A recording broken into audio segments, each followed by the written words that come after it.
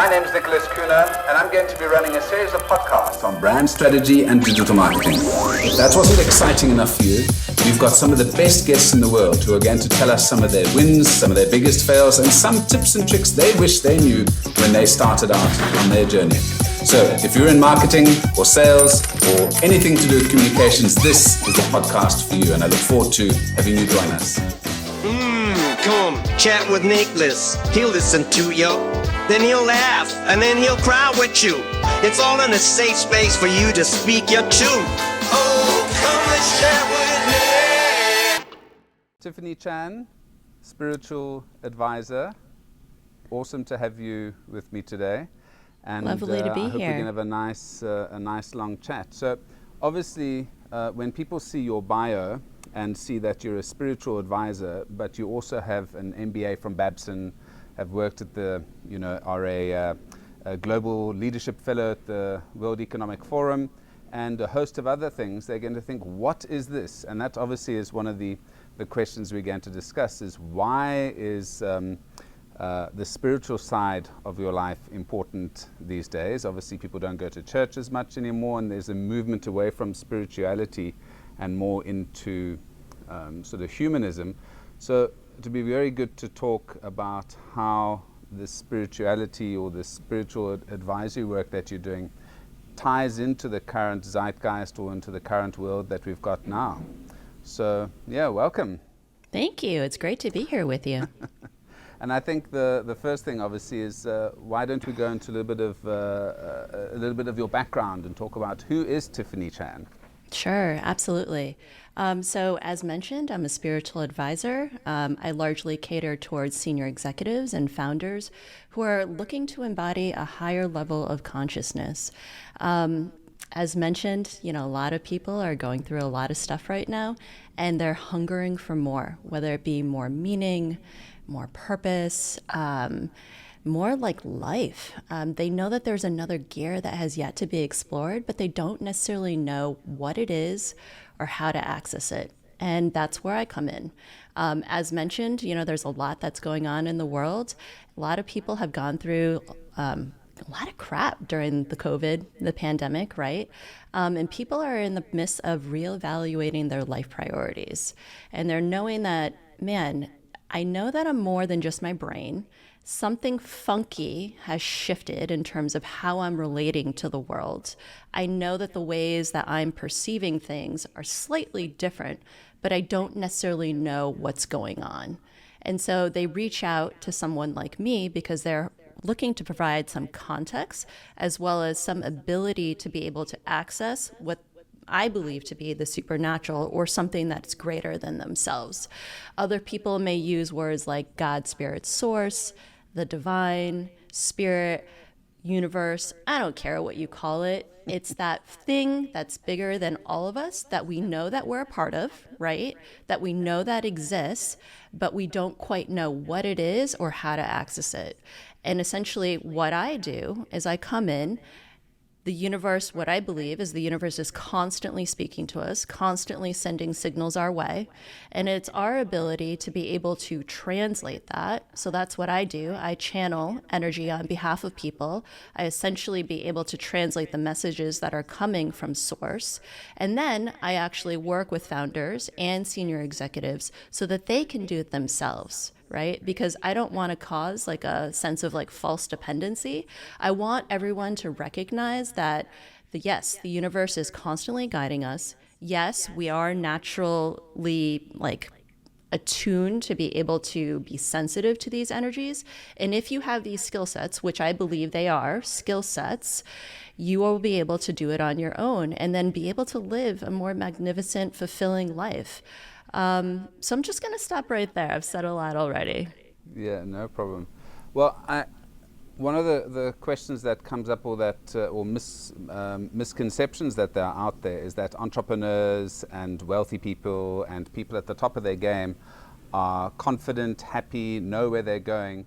How often have you seen that this is the case or isn't the case? And are these the kind of folks who are coming to you? Oh, yeah, absolutely. It's generally folks who have done fairly well in life, but at the same time have reached the pinnacle and have seen through the charade. You know, there's something about being like, okay, there's a target, whether it be a title or a certain financial attainment, and therefore I'm going to be happy, right? We all have those particular priorities. I know in my personal journey, I had the same.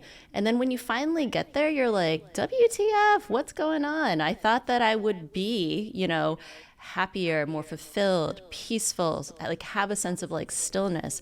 And if anything, I actually noticed the exact opposite. People are anxious, really insecure with themselves, doubting their abilities, and that they're thinking that, oh my goodness, I know that I've fulfilled everything that was on the checklist, everything that society has expected of me, but I know that there's more, and that's where spirituality comes in. Yeah, I guess the guys starting out in their hustle or the grind have got this driving force behind them sometimes, and once you do get to the pinnacle and you do see that, okay, well, what's the next step? It's not necessarily more money, it's not necessarily more things. There really is that missing angle, and I think that discussion in terms of getting yourself ready for that point as well, is what is driving you the most valuable and the most important thing. Is this going to give your life meaning, or are you going to find out that you've actually been following the wrong path after 40 years of work or 20, 30 years of work, and then you've got to start from scratch. So from that perspective, doing this sooner than later, or having this awareness and understanding is probably better early in an entrepreneur's journey, rather than, okay, I've made all this money, now what? Yeah, exactly. And what I find, Nicholas, is that everyone goes through this, whether you call it like a midlife crisis or a traumatic accident, a divorce, failing at your business, there is something in everyone's personal journey where they hit that wall and they start cracking and they start falling apart. And in my belief, it's your soul essentially beckoning you to be able to transform. What I like to say is that pain is an invitation for transformation. And in my personal journey, we'll talk about that later, but essentially, like, I hit that wall and I essentially fragmented. I fell on my knees. I had to start from scratch. Yes, I had all these accolades. I had the MBA from the fancy university. Yes, I worked with the 0.0001% of the most powerful, wealthy people in the world. And yet at the same time, that wasn't enough.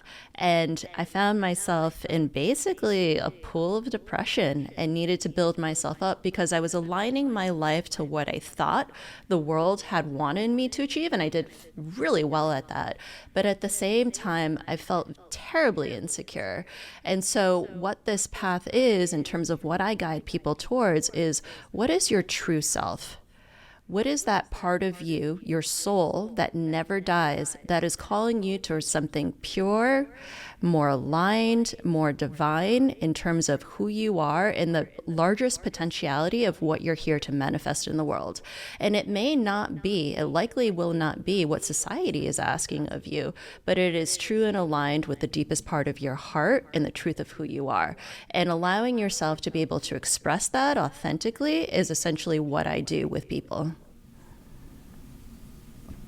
I completely subscribe to that. Obviously, having had great successes and great catastrophes at the same time, I think you try and see how you can level those elements off.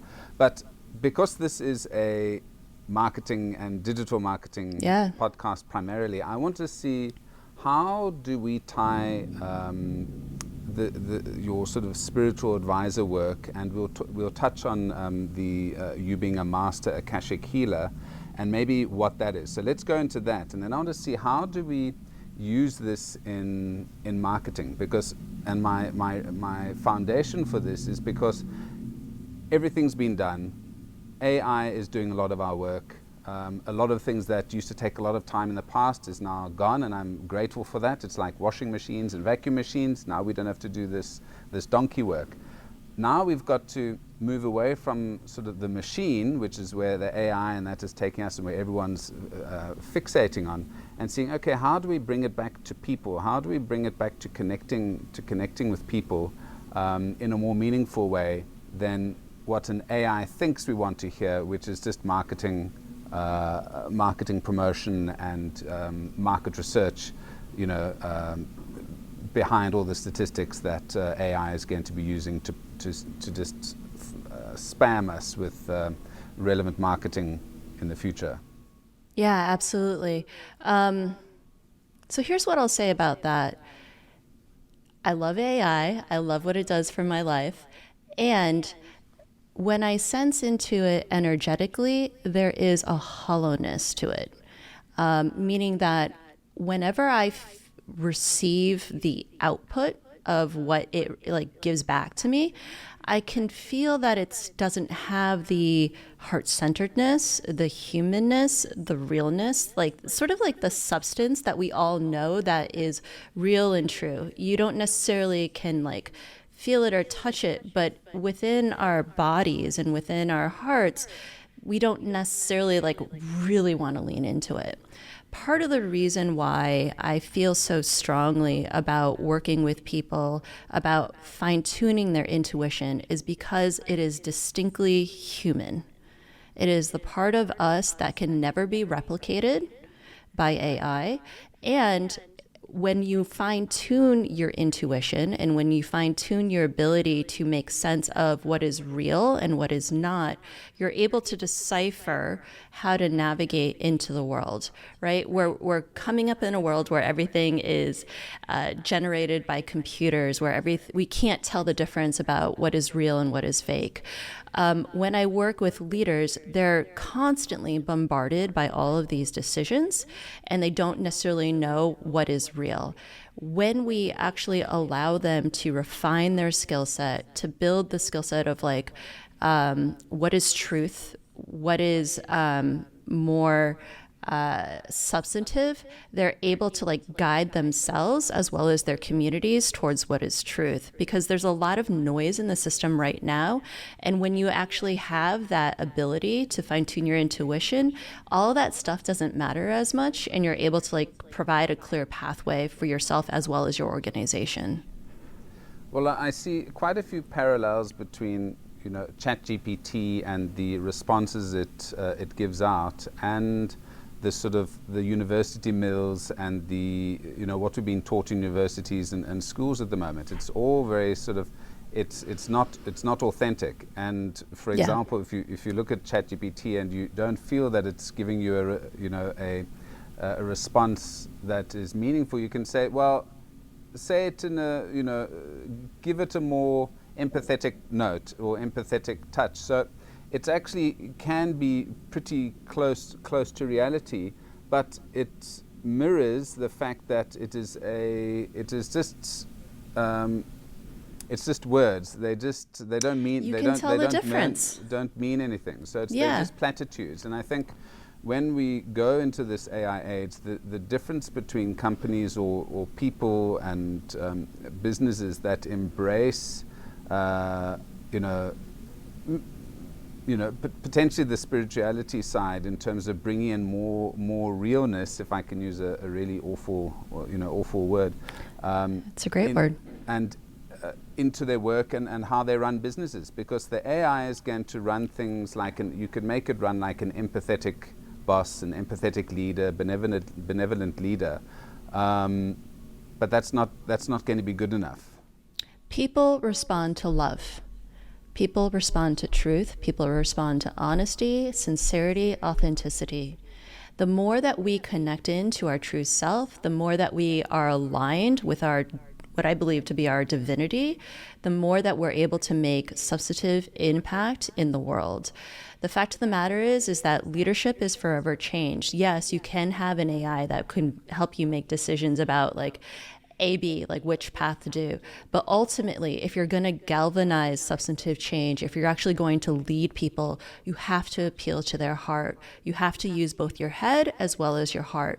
And what I do is help people access all the parts of their knowing so that they can be able to show up fully and to be able to make significant change in the world. Yeah.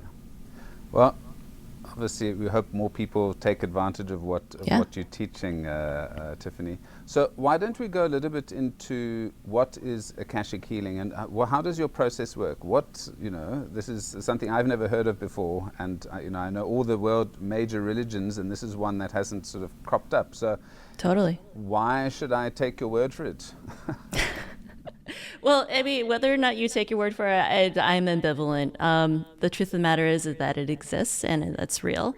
The Akashic Records goes by many names. In the Judeo-Christian tradition, it's actually known as the Book of Life. In physics, it's known as the quantum field. It's essentially that fabric of consciousness that exists across all time, spaces, dimensions, and all levels of consciousness. So every thought, every word, every emotion, every event, everything actually has an energetic signature. And it exists on the material plane, but then also in the immaterial plane. And we all have the ability to be able to access this field, whether or not you call it the quantum field, the Akashic field, and we're able to basically sense into not only what has happened in the past, what has occurred in the present, and what will actually happen potentially in the future. And as mentioned, we all have the natural ability to connect into this field because we are part of this field. We're all part unified in this one consciousness. We are natural receptors, naturally connected into the divine. So therefore, we have a natural receptivity to be able to do this. And I'll give you a tangible example, Nicholas. This idea of being able to connect into the immaterial plane. I know that it's difficult, for the mind to process, right?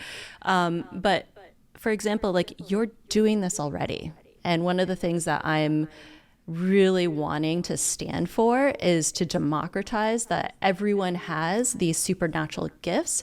Everyone has these abilities to be able to connect in to the quantum field. And here's an example.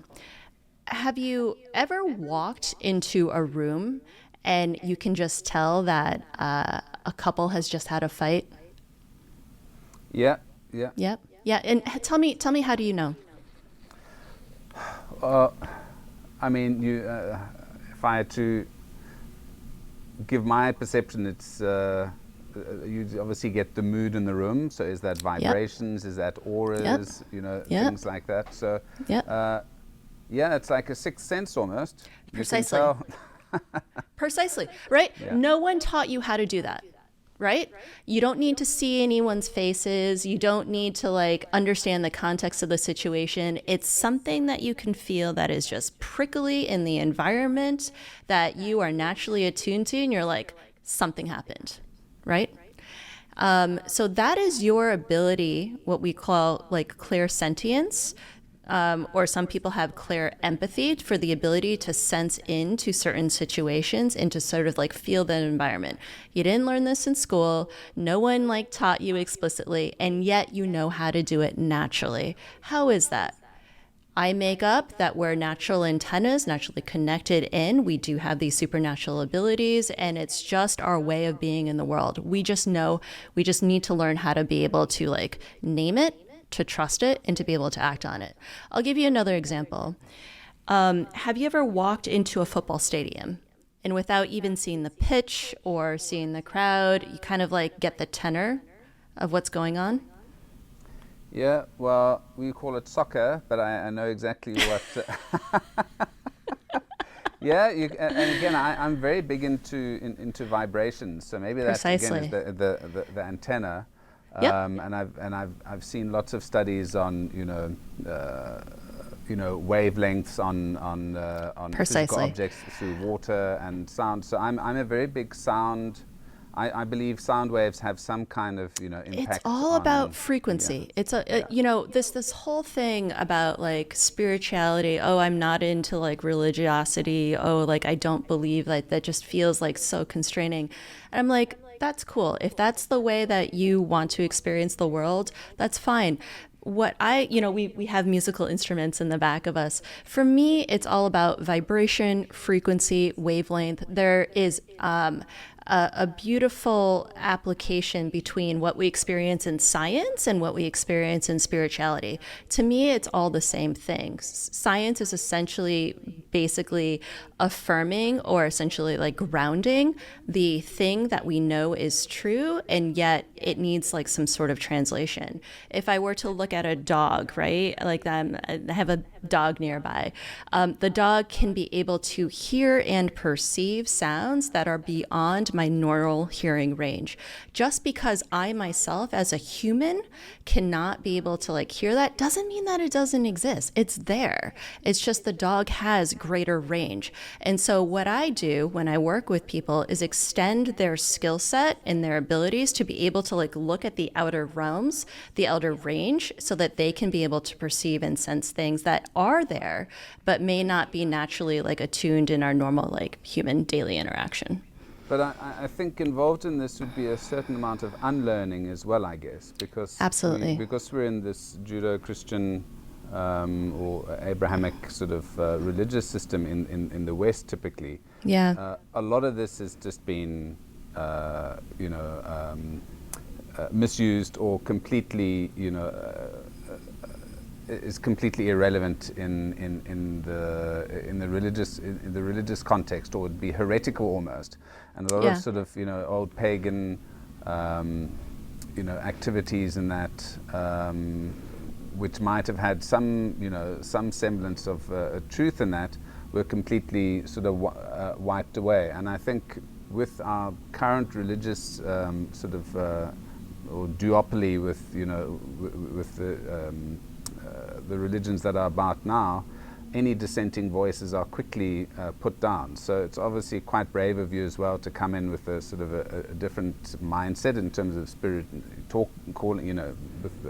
with anything with spirituality, and it has sort of positive and negative connotations in people's minds. How do you sort of counteract that when you're speaking to people? Because, for example, the majority of MBA people that you would have dealt with, or CEOs and leaders, would have come through a very traditional Western Western education system with Western sort of religious and cultural values. How different do you think this? How receptive are they to this sort of this message that you're talking about?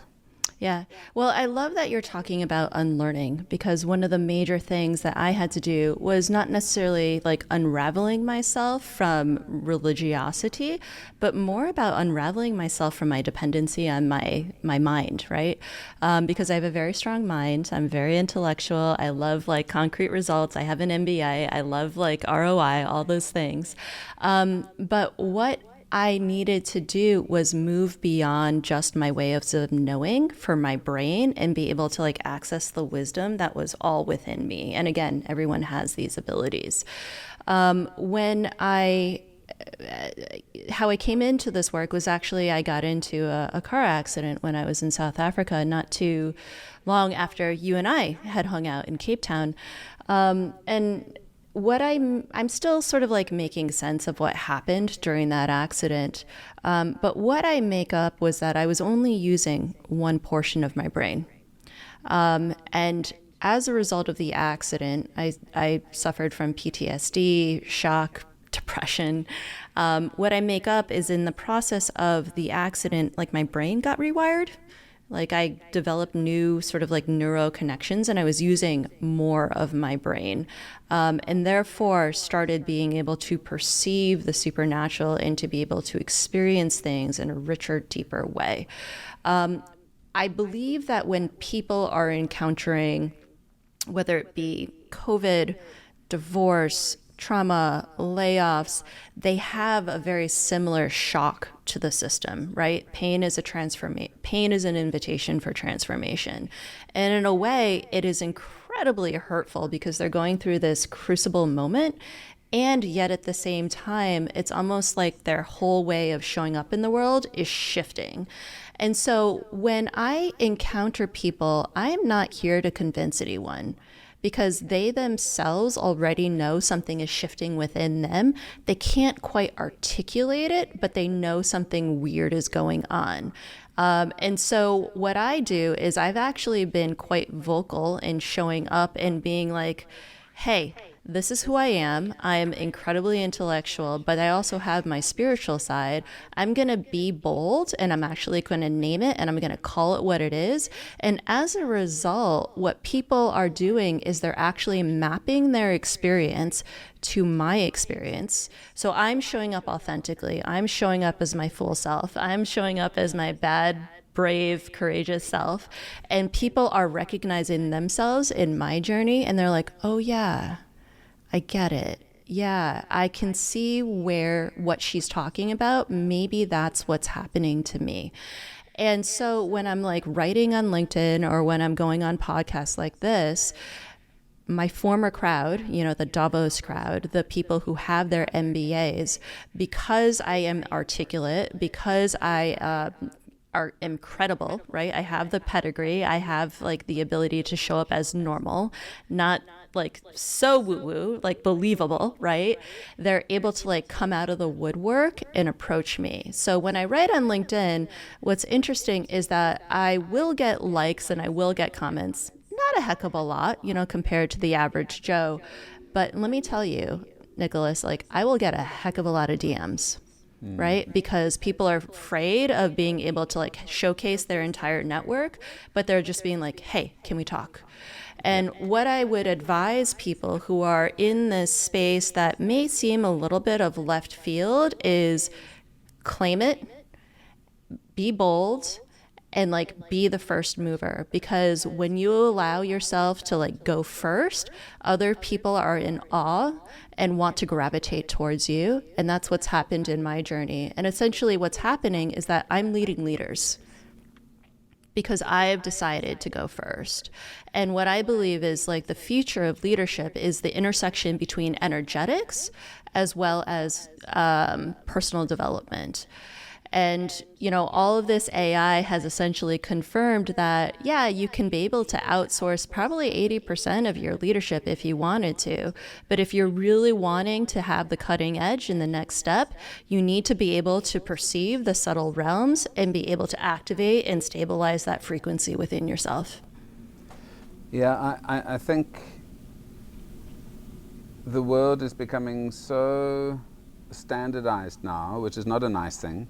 I think, even though we look down on our ancestors and at the past and that, people had a much sort of closer, had a slightly bigger impact on the world, or had the opportunity to have a bigger impact on the world and people around them.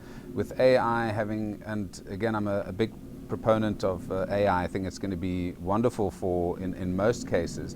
But in terms of taking businesses or yourself forward as an individual or as a leader, I think we are no longer going to have the big despots like the Putins and the Hitlers and the Maos and the Stalins and those big angry bosses, but we are going to have people that like gurus almost, people who bring together a crowd of like-minded people, obviously with different skills, because you need that, and create new types of companies. Do we need another Coca-Cola? Do we need another big beer brand? Do we need 1,000%. another? And I don't think we do. I think I don't know what the answer is, but I think we need something new in the sort of capitalist society in terms of businesses and how we do things. I don't think it should be necessarily a social state and where everyone, it's a hippie heaven, but I think that we've got to, people are looking for something new. People are looking for leaders who are doing something different and not doing the same old thing. And I'm finishing my MBA now as well, and I'm reading all of my coursework, and I'm going, 99 million other people have done exactly the same work as me. How much more value am I going to add to this discussion or into business where, and especially with AI, I can type in, okay, what is the ROI of this, or what is the economic XYZ of that? They don't need me in that sense. So what is it? So what people want is more that authentic self, as you were speaking about. How can you build that? Because the technical expertise has almost been removed from us now. We don't necessarily need that technical expertise as much as we did in the past. Yeah, I'll agree with you to a certain extent. I think that people are hungering for embodied examples of spiritual leadership, and it is not going to look like a guru that sits on a mountain and is meditating 12 hours a day, right? The future of spiritual leadership is going to be people that look like you, people that look like me, people that look like Mark Benioff, the CEO of Salesforce, right? I think that there are this misconstrued vision of what it means to be a spiritual leader, that, we're going to be on yoga mats and we're going to lose our edge and all this stuff. But the fact of the matter is that true innovation is actually not necessarily sourced from this plane. Einstein has this beautiful quote, you can't create something from the same level of consciousness that created it. You actually need to go a level higher. And as mentioned, the solutions of our system are actually needed to actually come from an elevated plane. And so when you're able to learn how to access the subtle realms, what you're doing is actually downloading divine guidance and creating truly innovative solutions for how to move forward. You talk about the innovators of this world. No, we don't need another Coca-Cola. But back in the day, Steve Jobs, people forget, he was an extremely spiritual person, right? How did he come up with products like Apple? How did he come up with the iPhone that never existed before? He was a man who basically learned how to be able to calm himself, be able to stabilize himself, and be able to download all these beautiful, innovative ideas that are forever changing the world. And I have my own particular opinions about how he showed up as a manager and as a leader. But this is an example of someone who has been able to significantly shift the tenor of the system because he's been able to cultivate that himself as an empty vessel, so he can actually receive truly innovative designs, ideas to bring forth in the world. And that is precisely what we need at this time. Yeah.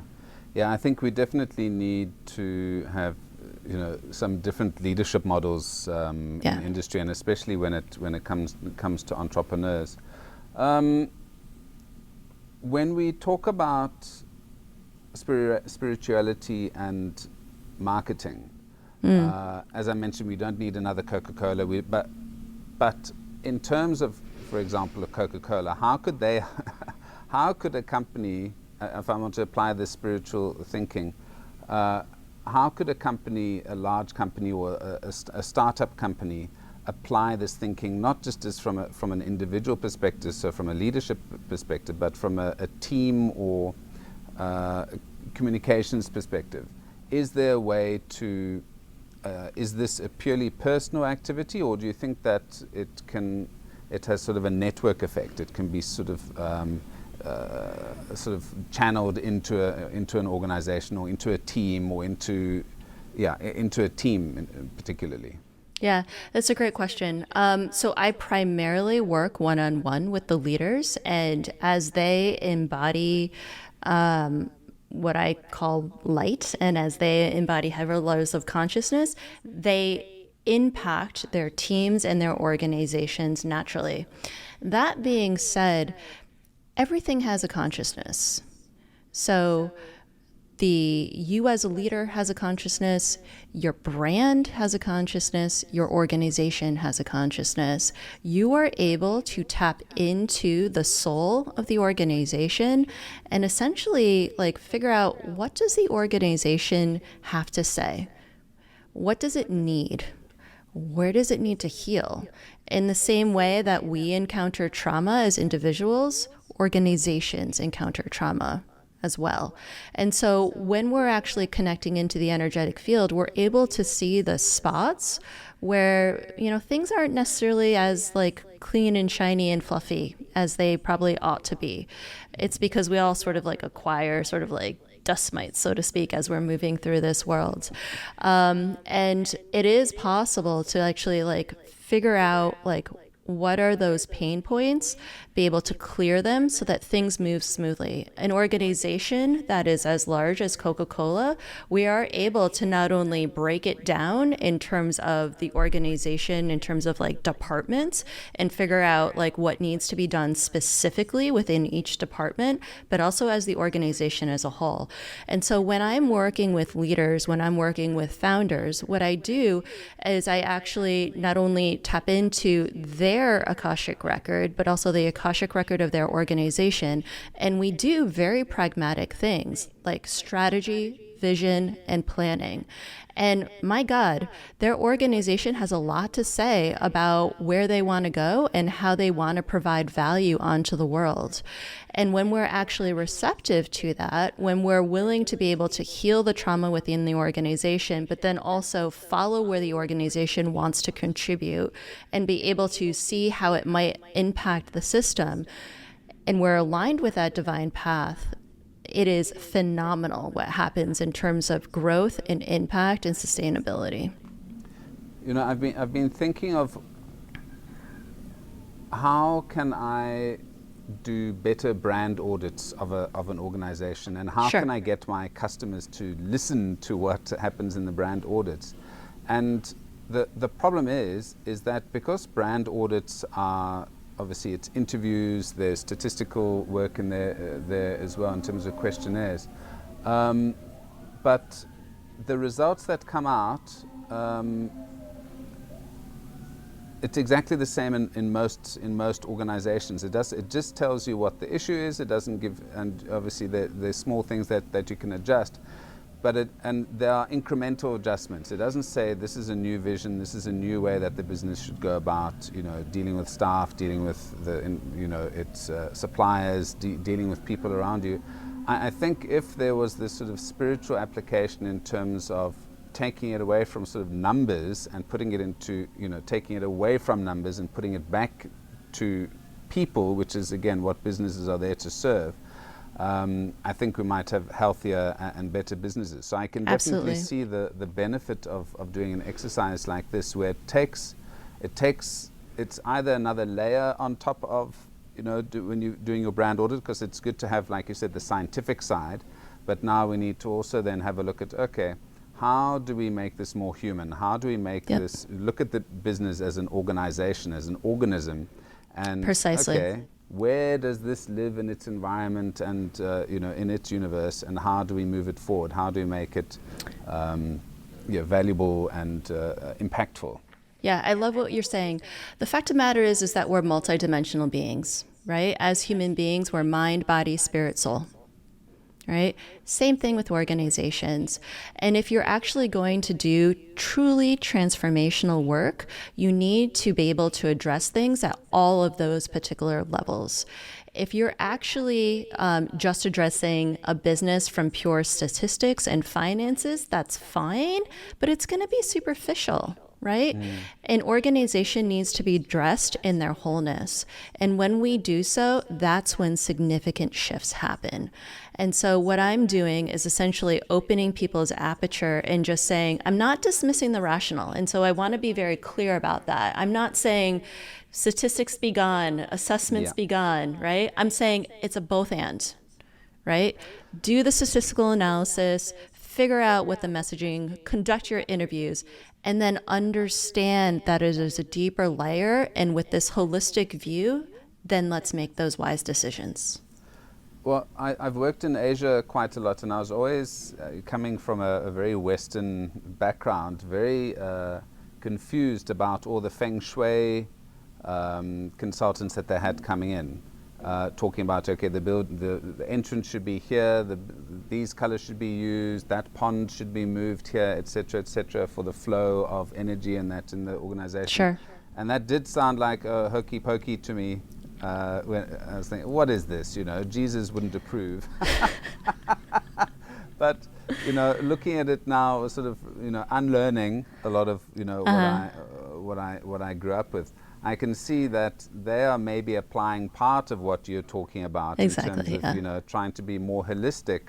Don't just look at numbers. Numbers are as numbers and statistics are as ephemeral as spiritual things. So why do you put so much trust in this and nothing in and nothing in the sort of spiritual world? So, but I think there has to be that balance, because you are going to have the people who are very Sure. not necessarily logical, but are fact-based, Yeah. and are uncomfortable with anything that is, what I'll say, ethereal. Nicholas, is that trust is a function of relationship. And I'm not saying that, jump in head first and like sell all your belongings and go follow, what God is telling you to do. What I'm saying is there's something else out there. It's true. Begin playing with that relationship. If you feel a ping, if you feel an impulse, follow it. Follow that nudge, put it out into the system, see what comes back to you. As a result, you will start to be able to build that trust. Eventually that trust will yield to like intimacy, and then from there you'll be able to make larger leaps and be able to like follow those nudges with greater intensity. But again, I'm not saying like cast everything aside. What I'm saying is begin developing that communication, because it is a two-way communication between you and the universe. See what happens. Start with something small. Start manifesting a parking spot. And then, like seriously, like don't go ahead and like be like, I want like $1 bazillion tomorrow. I'm like, that's, but there's a lot of doubt that comes in because that's the immaterial plane. What I'm saying is start with something concrete and small and tangible. From there, your relationship will grow. And then from there, you're going to be able to trust more. Yeah. I was going to talk a little bit about your sort of work across Africa and the States, and I can't remember, and Mauritius. I think you were also in Mauritius a while, but maybe we leave that for Sure. another chat. But that's also sort of some fascinating work that you've done there. If people, who should get in touch with you? So if I had to recommend to any folks who are going to listen to this to come and chat to you, who are who do you like working with? Yeah.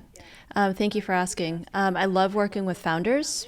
I love working with senior executives who are working with large communities of people, whether that be within their neighborhoods or organizations, and are looking to make substantive, positive impact in the world. They are yearning for more. They know that there's something out there. They may have experienced a significant shift, as mentioned, those pain points of transformation. And they know that they're wanting to reevaluate their life priorities, right? There's a lot of folks who have been experimenting with ayahuasca retreats and, like all of the newfangled things that are not so newfangled. That's not necessary to be able to work with me. I don't work with plant medicine. What I am yearning for is that people are desiring to be able to connect with something that's greater than themselves, and to be able to cultivate that language in their relationship and want to learn how to do it. So there's not a dependency on me, but to be able to share it with the world. And so looking for people who are wanting to show up boldly and to be able to have that sense of heart-centeredness, not only in their lives, but then also how they show up in their leadership roles. Well, I'm super excited to see some of the results from the folks that you've worked with currently and in the future. I think specifically in marketing and leadership, we need something new. We need different thinking. We need different ways of going about the same old thing. And again, in this AI age, You've got to make your difference in the world now. So, and I think being sort of more grounded and more aware of what's going out there in the universe is an important aspect of that. So, Tiffany, thanks so much for chatting with us. Yeah, the time is now. Absolutely. I really appreciate you sharing your insight and wisdom with us, and hope that folks do get in touch with you and that we make some small little changes in our community. Well, you know what, Nicholas, the small little changes aren't so small. As we shift our ways of being, it actually shifts our communities, and this is how we actually truly change the world. If folks want to get in touch with me, I can be reached at my website, www.tiffany.m as in Mary, Chan, CHAN.com, and they can contact me via my email as well. There's a form there, and it's very easily accessible. Great. Awesome. Great. Well, Okay. thank you so much. Thank you. And yeah. It was a pleasure. Come chat with Nicholas. He'll listen to you. Then he'll laugh, and then he'll cry with you. It's all in a safe space for you to speak your truth.